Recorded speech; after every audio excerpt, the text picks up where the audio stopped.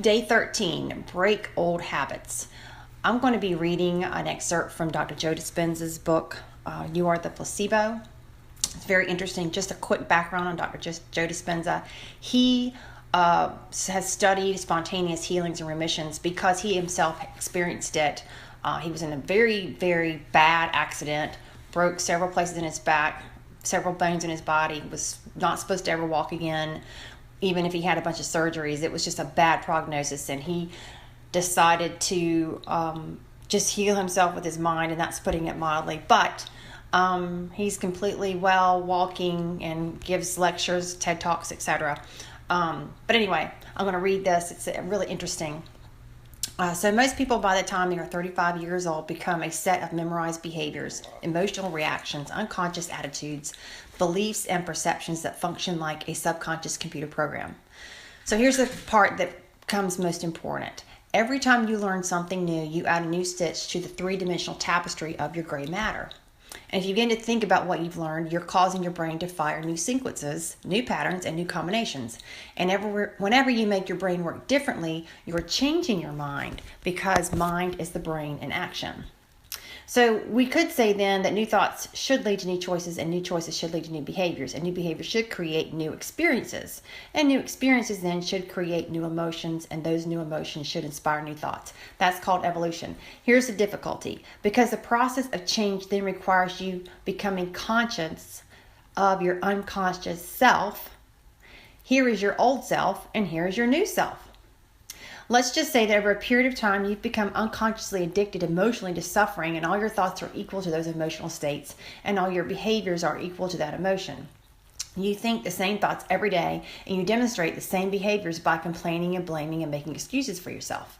And those emotions of suffering lead to guilt and feeling bad, and you no longer want to get up and do anything. You become uninspired.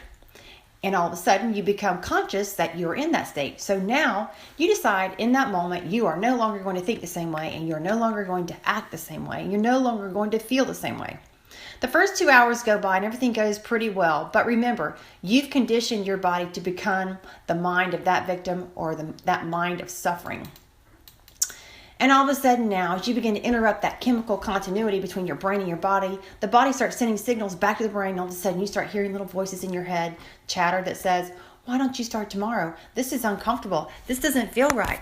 It's my mother's fault that I'm this way. I'll never change."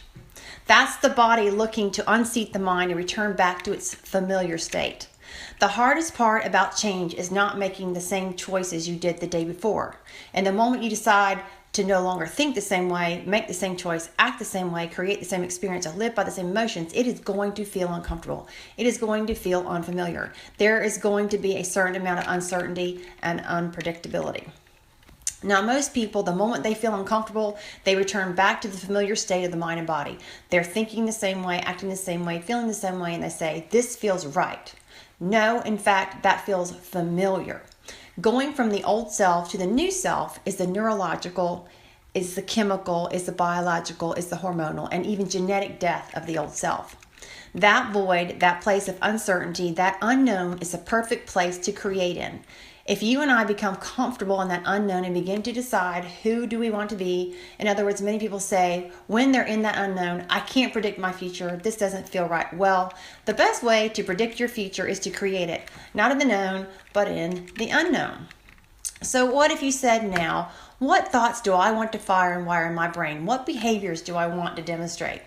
If you were to close your eyes and begin to think about how you are going to act, the mere act of mentally rehearsing who you're going to be begins to install the neurological circuits in your brain to look like the experience has already occurred. I'm just going to leave it right there.